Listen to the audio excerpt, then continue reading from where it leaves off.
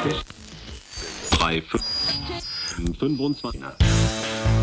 this episode, we discuss Thailand's shakily recovering tourism industry. So if you're interested in the state of one of Thailand's key economic drivers, you'll dig this episode of the Bangkok Podcast.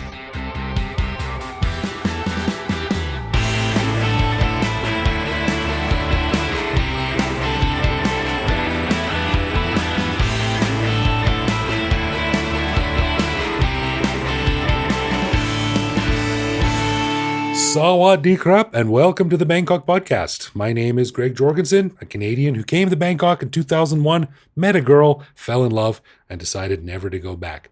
And when I say girl, of course, I mean Lab Mu. And I'm Ed Knuth, an American who came to Thailand on a one-year teaching contract 23 years ago. Fell in love with seeing how long I could hold my breath on a klong boat before I had to open my mouth to breathe, so I never left. It's one of those horrible moments, right? Dude, flying down the klong. Dude, klong boats are so cool, but then the splashing water and the just the random germs are a little bit scary. Yeah, risky. It's part of the barely controlled chaos that we love. Of course. We want to give a big thanks to all of our patrons who support the show. Patrons get every episode a day early, behind-the-scenes photos of our interviews, a heads up to send questions to upcoming guests, and access to our Discord server to chat with me, Greg, and other listeners around the world. But best of all, patrons also get an unscripted, uncensored bonus episode every week where we riff on current events and Bangkok topics. On this week's bonus show, we chatted about the obsession some young Thais have with niche Western music, which is kind of cool if you ask me, the vast chasm between the number one and number two spot for the donations that Thai political parties got from voters, and what my buddy thought on his return to his longtime home in Thailand after spending 5 years in Japan. To learn how to become a patron, click the support button at the top of our website. Yeah, baby. And don't forget the Bangkok Podcast listener survey. We want to get to know a bit more about you, about our audience demographics. So we set up a Google form with a few questions that will give us some insights into who is listening, how they're listening, and where they're listening. So we put a link on our Facebook page, and there's a link in the show notes this week for this episode as well. So if you have a few minutes, please let us know a bit about yourself. It's anonymous, no emails collected, blah, blah, blah. But we just want to learn more about who is listening. So check it out. And also, quick shout out to my buddy Avi, who gets his Bangkok podcast fix when he listens to the show from Tel Aviv, which is not a great place to be right now. Stay safe, brother. For sure. All right, on this episode, we get into something that affects all of us who call Thailand home, permanent or temporary, and that is tourism. Now, according to Nikkei Asia, tourism accounts for nearly 20% of Thailand's GDP. So it was no surprise that when tourism went from 100 to 0 almost overnight when COVID hit, it hit Thailand really hard. There's some real fallout for a lot of people as many businesses closed shop and many thousands of people returned home or moved to other jobs in other industries. But thankfully, Thailand is slowly crawling back to its 2019 numbers. Beaches are crowded, a new terminal at Suvarnabhumi Airport is about to open, and you can still get your eye poked out by a selfie stick in Yawarat. But we're not out of the woods yet, as the issue of tourism remains an important and even controversial one. For example, do we even want tourism to get back to the highs of 2019? This is a really interesting topic. It's something that Thailand is pushing for. They put a lot of new policies in place to get tourists to come back. They're begging tourists to come back. Correct. What's going on? Well, it's such a fascinating question. You and I have a lot of buddies in the tourism industry, a lot of people we know. But you and I are expats. We're not tourists. But to understand Thailand, to understand even, of course, to understand the Thai economy, even Thai culture, there's something about Thai culture that is just very welcoming to tourists. Like Thailand, just as we know, of course, and most of our listeners know, it's just pretty damn appealing to tourists. It's just an extremely popular country in the world. Right. I always say they sort of lucked out. I think they lucked out geographically. They lucked out with their cuisine, which is sort of taking the best bits from here and there and combined it with some homegrown stuff. They lucked out in their Correct. beaches, in their the culture. They sort of got the best of everything. Just happens to be here. That's right. It's weather, it's geography in terms of beaches and things like that. It's the food. Right. And a lot of it is, of course, just Thai culture and Thai personality and being so welcoming. So I found an interesting chart in kind of prepping for the show, how just Thailand's tourism numbers just in general, they just steadily increase. So I have a chart, in 2000 or a little bit after 2000, Thailand was seeing about 10 million tourists per year. And then it's just each year it's just going up and up and up and up and up. And there's just this. So when you and I got here, there was 10 million tourists that year. That's about right. Slightly less than 10 million. And then it's going up. And of course there's certain dips, like there's a dip during the floods. Like if you look at, like I'm looking at a certain chart and there's a dip in 2011, 2012. And I'm like, what's that dip? And I'm like, oh, the floods. Right. What about the tsunami in 2006? Interesting. Just on the chart I'm looking at, I don't see a big dip in 2006, but yeah, I'm not sure why. So it's not literally only going up. It's like going up and down, up and down, up and down. But there's a general upward trend such that in the peak in 2019, there was very close to 40 million tourists, like 40 million. That's right. Something like 39.8 or something like that. And then it was early 2020 when COVID hit, and then tourism got closed, and it just drops. And it's funny, the chart I'm looking at it's basically zero. I mean, it just basically goes to zero. It basically goes from 39.8 to zero in February 2020. We'll include this in the email for our patrons. But yeah, from 38.8. Like in the space, you can't even tell how long it took because it's almost vertical. That's right. It's just in the space of like 3 months. That's right. And as Greg pointed out, it's a significant chunk of the Thai economy. Like I think some people misunderstand. They think, oh, tourism is 50%. It's not like that, but it's somewhere between 15 and 20% of the Thai economy. But that's an insanely high percentage for one industry. I mean, most economies are diverse where, this is 5%, this is 6%, this is 2%, and it all adds up to 100. But tourism is a big chunk. Like, let's say it's 15, 17, 18, 19. That's a big chunk. And to go to zero is pretty insane. Yeah. Imagine going, like I said, 100 kilometers an hour, and then in 2 seconds you go to zero. That's going to be pretty jarring. Yeah. And I remember you and I talked about it. It was in the press. It was very, very common during COVID, let's say 2021, like so in the middle of COVID, for people to say it's going to take at least 5 years for Thai tourism to recover. This was kind of the smart take, the reasoned take. And so Greg and I wanted to do this show to figure out, so where are we at? So if you think of COVID as early 2020 to most of 2022, so kind of COVID, the serious COVID kind of shutdown thing was roughly 2 years. Thailand tried to reopen a little bit early, with the Phuket sandbox. I went down there. Yeah, we did a show about it. Yeah. I went down there July. What was that? Must be 2022. Yeah. I went down there Phuket's reopened and no one was there. Right. They're just it was a real sense of desperation, man. And back in 2019, I was working at Agoda, and I mean that the business is entirely reliant on tourism, and Thailand is one of its major markets, and people were starting to panic. Every day we'd come in and look at the dashboards and see our bookings are down again today. And after a couple of not even a couple of weeks, a week, we were people started to look sideways are we going to have a job in a few months? This is really serious. Correct. Yeah. It just was a crazy experience.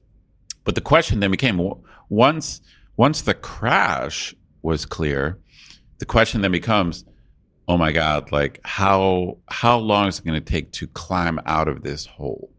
Right. And so that's kind of what I want to talk about. So I'm going to kind of jump to, in a way, the end and talk about this year and where we're at, and then you and I can kind of talk about what's going on or why, and kind of where we're at. The short answer is that in 2023, so now at the time of the show, this is kind of mid-October. So this is a prediction for all of 2023. The current prediction is we're probably going to see about 25 million, which is, it's roughly 61 or 2% of the peak. So that super high peak of almost 40 million. It looks like this year we're going to hit about 60, not quite 2/3, or a little bit under 2/3 of the peak. And, my quick take, my hot take is that's pretty damn good.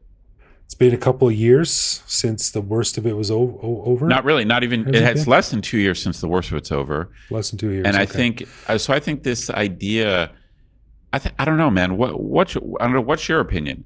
I think 60% at this point in 2023 is pretty damn good. Well, it's funny. I think without working in tourism, I think it's easy for people to overlook just how much Thailand relies on China for inbound tourism. Sure.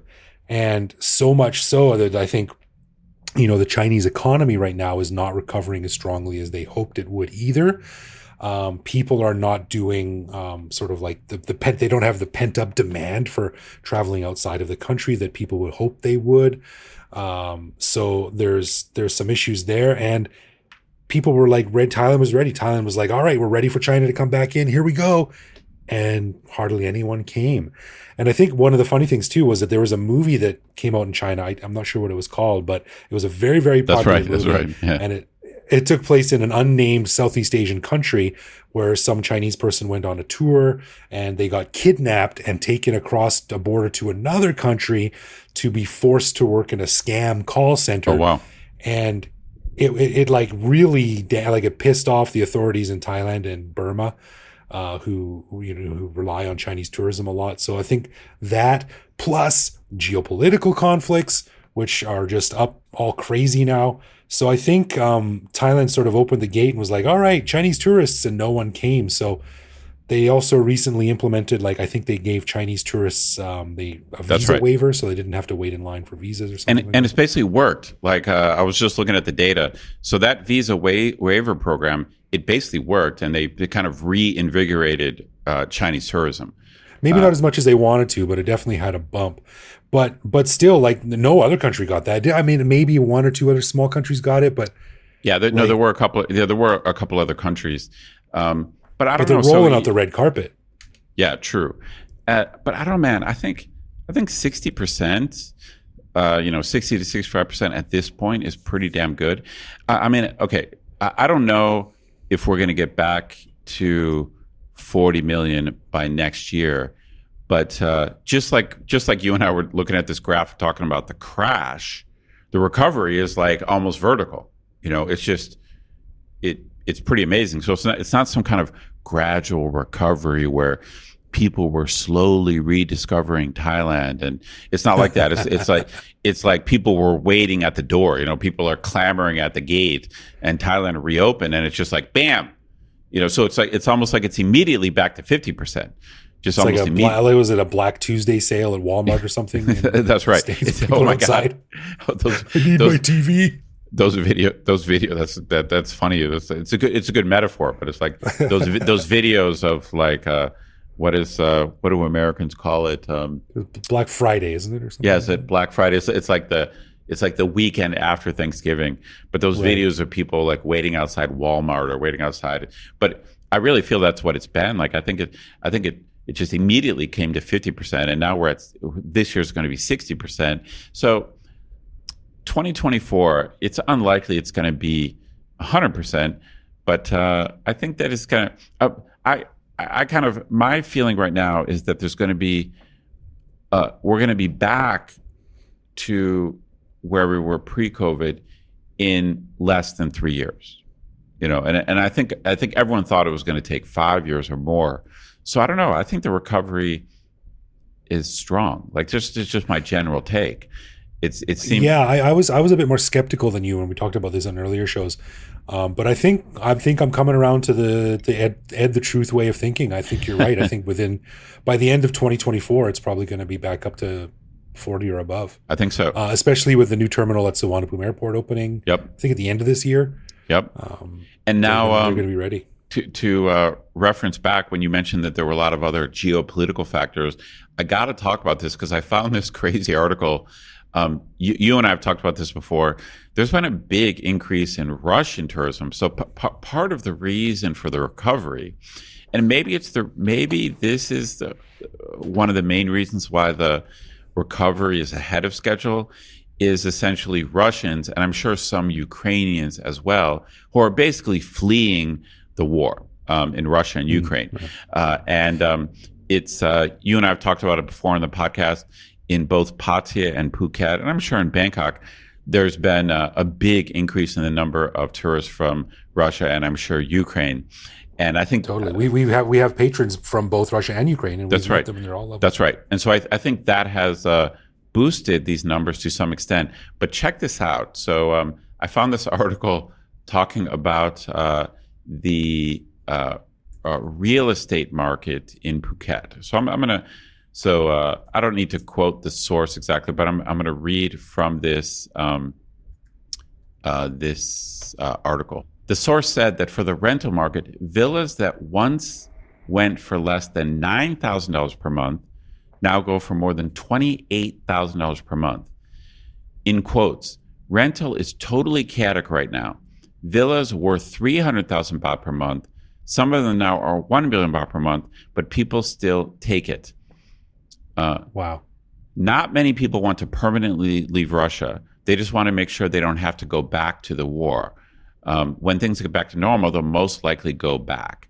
And this is basically saying that this is particularly about the real estate market in Phuket. They're basically saying it's the hottest market they've ever seen ever in history.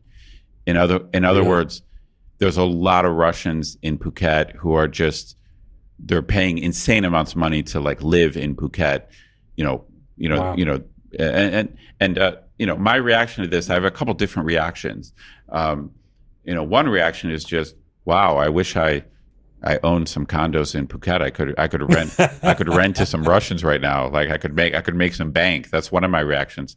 But another one of my reactions, to be honest, is it's a little bit sad because it kind of shows you that when there's a war like there is between Russia and Ukraine, of course it's poor people that are going to have to suffer most and eat most of the cost, because Russians and Ukrainians who have money, they're going to leave. They're just going to get out.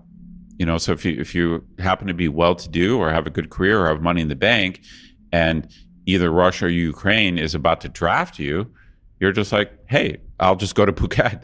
Like I'll just get.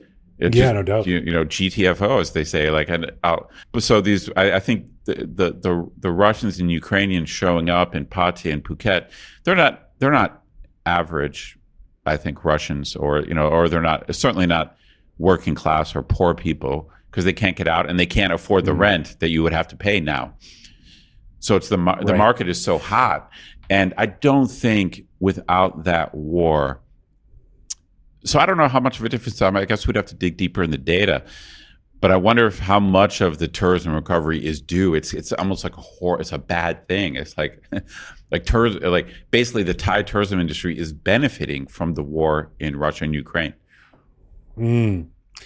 I was thinking about, you think there's going to be a lot of real estate speculation, like when the war finally does end and all the Russians go back home? You think people are going to go down to Pattaya and snap up some of these now relatively cheap, like the market? Dude, this sounds like a good business idea. Like you find someone who understands geopolitics and you use that to make investments in the market.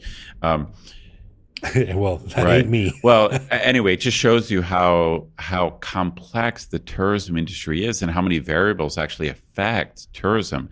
I mentioned on the bonus show that when I was looking at tourism numbers country by country, a lot of times it was unpredictable. There were countries that were much higher ranked than I thought. In the bonus show, I mentioned Croatia, and I'm like, okay, nothing against Croatia, but I'm thinking like, I don't think of Croatia as a big tourist destination. But then I realized that, if a country is like in the middle of Europe or has many bordering countries, then everyone who crosses the border counts as an international tourist. So every Malaysian who crosses into Hat Yai, that's an international tourist. Sure, right. It's easy just to skip across the border for an afternoon. Boom, there's your international That's right. tourist. So there's certain countries that just based on their location, they technically have high international tourist numbers. So it's a little bit hard to judge. And, when you're ranking countries or looking at tourism numbers. So I think Thailand has different advantages. I think there's a lot of Malaysian tourists, and that's another boost to Thailand's tourist numbers. And these might be people, they might be coming, I think you get these Malaysians who go to Hat Yai for like a weekend. Sure, yeah. It's like Americans going to Tijuana. So that boosts the numbers as well. The happiest place on earth, according to Krusty the Clown. I want to flip it a little bit here and ask you a hypothetical. Not a hypothetical. I want to actually talk about it. Do you even think that we should recover tourism? Should tourism recover to its former numbers? Because I got to tell you, man, the last time I was down in Phuket was, God, I guess it's probably 10 years ago now. But I went down with my mom and my wife, and it was not very enjoyable. We did a snorkeling trip and a beach trip, and it was jammed with other people. Sure. There was not a nice photo taken on the whole trip because there was just thousands of people everywhere, and it was not very enjoyable. Well, no, I mean, this is a great question. This question of over tourism. God, it's been a while since we had Stuart from Travel Fish on talking about over tourism a few years ago. That was pre-COVID, right? Yeah, that was pre-COVID. Yeah. No, I think this is a fascinating question, and so I think this is one of those. I'm someone who studies politics, and in politics, everything is about trade-offs. Like there's always like 2 or 3 things that are important, but they sometimes work against each other. And so. That's how I look at this over tourism problem. Like, of course, you want economic growth. Like, tourism is key to the Thai economy. A lot of Thai people's livelihoods, families depend on income from tourists. So you can't say, like, to just say, oh, I'm anti-growth. I don't want the Thai tourism industry to grow. It should shrink. Like, that's very that's very blind. But the flip side is tourism can have negative effects on the environment.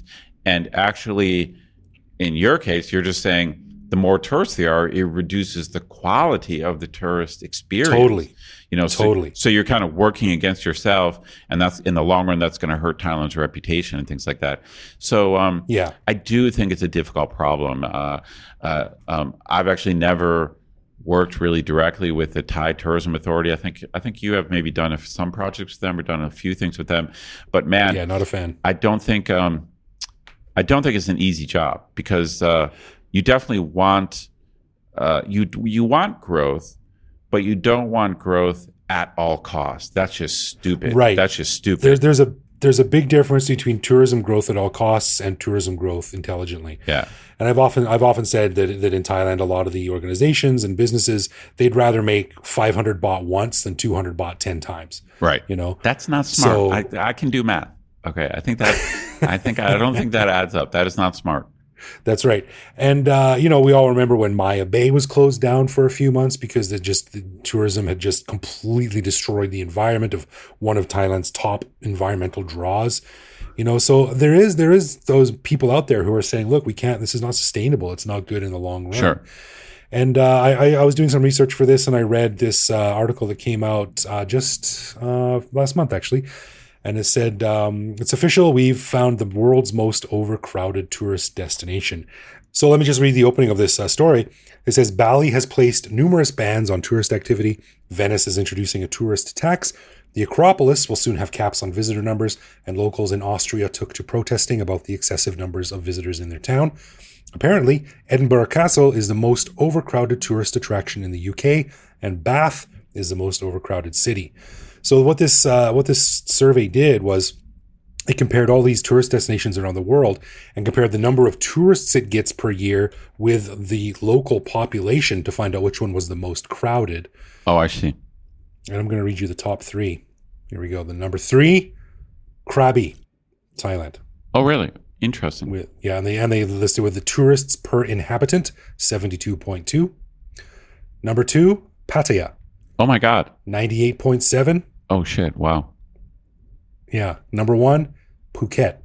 118.5. Interesting. I did not know that. And that's the world, man. Like after that is Turkey, Egypt, China, Greece, Italy. That's interesting. Okay, so this is fascinating. I didn't know that. Yeah.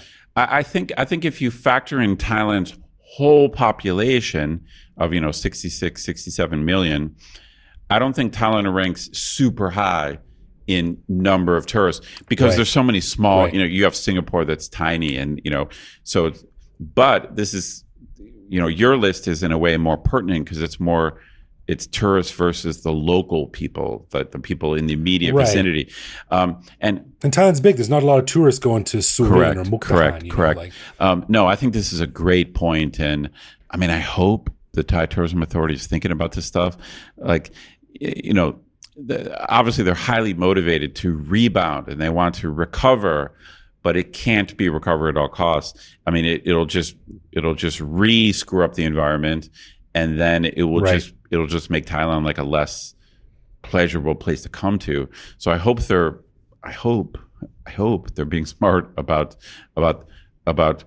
numbers and maybe directing the numbers. I mean, if you were smart about it, you would create avenues. I remember, and this show was I think probably 3 or 4 years ago, but I remember Stewart talking about how the Thai government should be directing people to alternative sites. In other words, building up more destinations within Thailand. So it wasn't always just Bangkok, Pattaya, Samui, Phuket. And you can you can add like Chiang Mai and maybe Goh Chang. Like the bottom line is, so let's say there's 5 or 6 main destinations in Thailand. There really should be 15 or 20. At least, yeah. There's a lot of beautiful places to see. But I understand they don't have the infrastructure and it takes a lot of time to set that up. And the TAT were doing something smart. I think they had some campaign with like see lesser known Thailand or something like that. And it's an admirable but they got to do that more. I mean, I don't think it's okay. I mean, maybe in a perfect world they should put a cap on total tourism, but they're never going to do that. That's just one of those things it's not politically possible. Like there's just too many people who want more tourists. So I don't think that you can just cap it. Hey, we're not going to allow more than 30 million. That's never going to happen. So the question is especially not in Thailand where there's so many vested interests and there's corruption. Correct. It's, money talks. I think the best you can hope for is maybe redirecting tourists to more locations, or maybe in specific venues, like, in the most beautiful beaches. Maybe you could put some caps on these places that are most environmentally sensitive. Yeah, just more on Maya Bay. It said this guy who was a marine scientist at Kasetsat University said 70-80% of the cove's coral reefs in Maya Bay were intact 30 years ago. When the bay was closed in 2018, only 8% of the reefs were alive. Oh my God. During the 3-year closure, him and others replanted tens of thousands of new pieces of coral, and about 50% of those have survived. Wow. So it's possible to do it smartly, but, man, this guy's not in charge. I mean, this is one of those kind of silver lining issues where obviously COVID was bad, but one of the silver linings is it gave certain areas of Thailand chances to recover, biologically to recover. Right.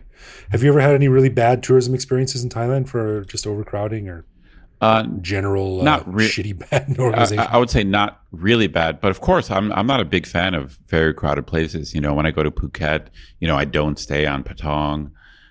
So I'm like you in that I'm not, it's weird. I don't know who enjoys these most crowded places, but to me, it's just common sense to avoid the most crowded places. Yeah. And, this is another argument for, getting tourism back up to where it was. This is an interesting paragraph. It says, each tour provides income for many people besides the travel agents, operators, and guides.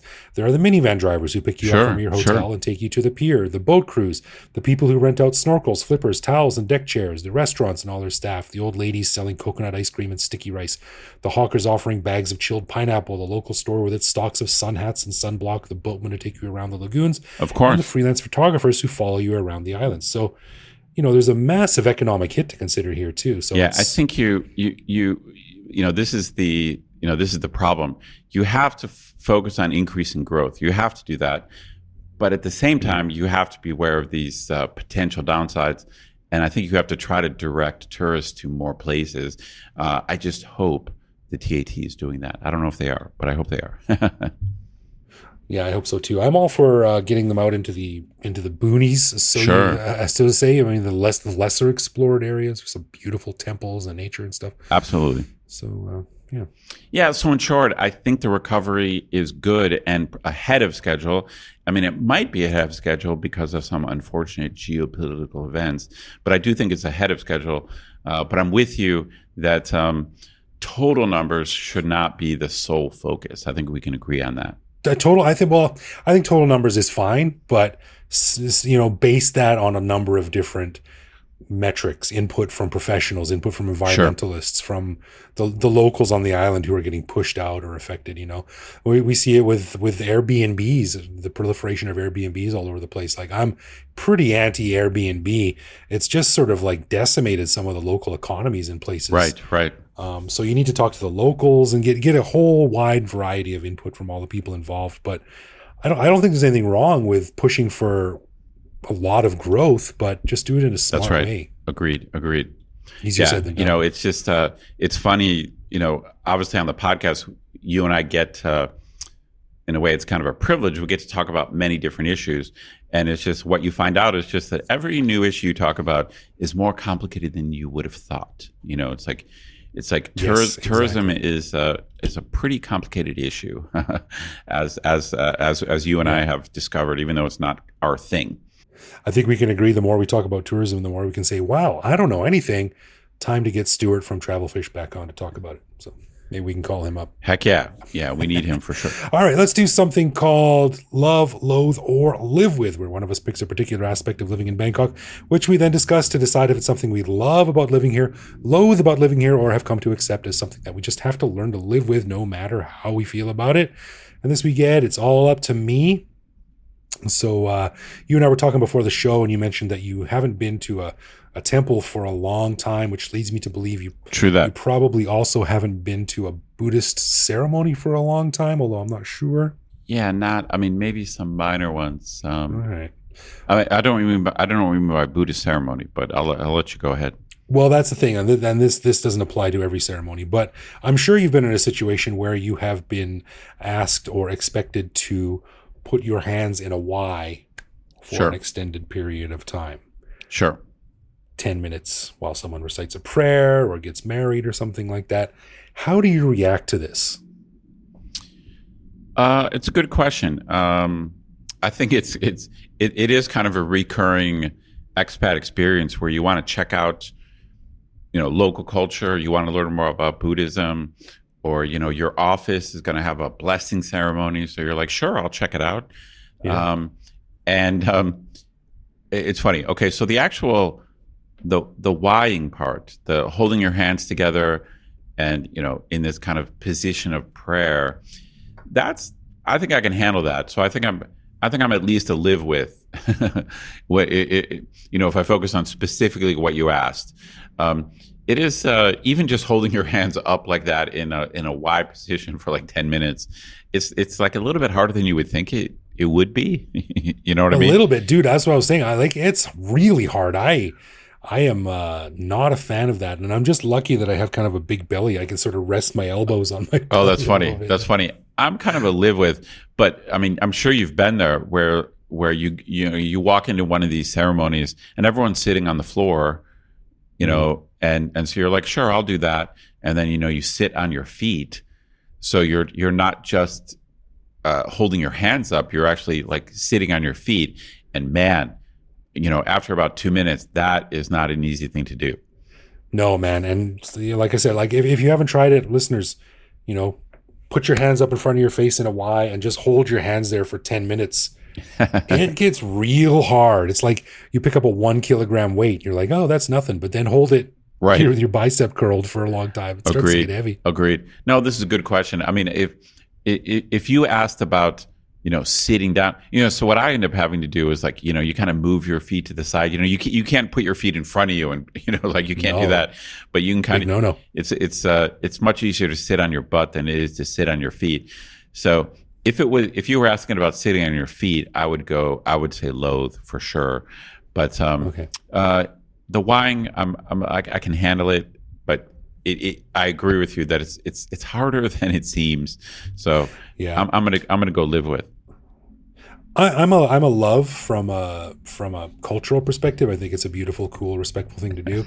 But about 6 or 8 minutes in, I'm approaching loathe. So I'm gonna have to say live with on this one. Gotcha. No, good question.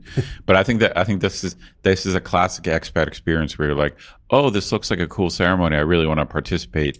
And then after about 5 minutes, you're like, oh, wait a minute. Like this. Give me a chair and get me out of here. That's so funny. Okay. Get the weak foreigner out of here. That's right. Okay. A final thanks to our patrons who support the show. Patrons get a ton of cool perks and the warm, fuzzy feeling knowing that they're helping in our never-ending quest for cool content. Find out more by clicking support on our website and connect with us online. We're Bangkok Podcast on social media, bangkokpodcast.com on the web, or simply bangkokpodcast@gmail.com. We love hearing from our listeners and always reply to our messages. Totes my goats. You can also listen to each episode on YouTube. You can send us a voicemail through our website that will feature on the show. Hit me up on Threads at BKKGreg. So thank you for listening, everyone. Take care of yourselves out there, and we'll see you back here next week. No doubt.